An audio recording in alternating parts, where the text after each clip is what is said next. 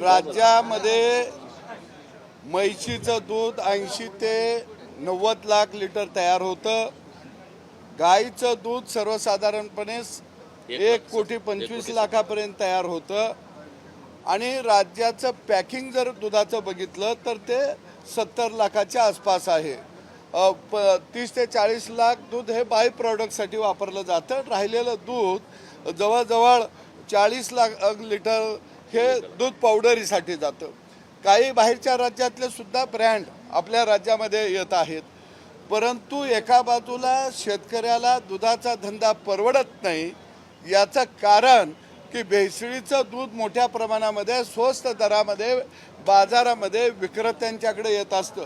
त्यांना मोठ्या प्रमाणामध्ये भेसळीच्या दुधावरती कमिशन मिळत असतं आणि एका बाजूला शेतकऱ्यालाही लुटायचा, ग्राहकालाही लुटायचा आणि आमच्या आरोग्याशी खेळायचं, असं या दूध माफियांचं या राज्यामध्ये चाललेलं आहे.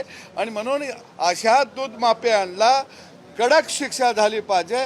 अजामीनपात्र खऱ्या अर्थानं यांना जन्मठेपर्यंत शिक्षा झाली पाहिजे, कारण तरच दुधाळ जनावरं वाचतील, गावगाड्यातला शेतकरी वाचेल आणि आमच्या लहान लेकरा बाळांचं आरोग्य धोक्यात येणार नाही. पण सदाभाऊ, तुम्ही स्वतः सत्तेतले आमदार आहात दोघेही आणि मुख्यमंत्री तुमच्याच पक्षाचे आहेत. प्रश्न प्रमुख हाच आहे की अशा प्रकारे जे दूध भेसळ होते त्यामुळे भेसळीच्या कायद्यामध्ये बदल करावा का, मनुष्यवळ दाखल करावा का, ही मागणी तुम्ही मुख्यमंत्र्यांकडे 100% भेसळीचा कायदा कडक केला पाहिजे. भेसळ होता कामा नये. तिकडं तपासणी करणारे जे फूड ड्रगचे जे लोक आहेत त्याची संख्या वाढवली पाहिजे. ही मागणी आम्ही दोघं लावून धरू, कारण आम्ही गावगाड्यातली शेतकऱ्याची पोरं आहोत.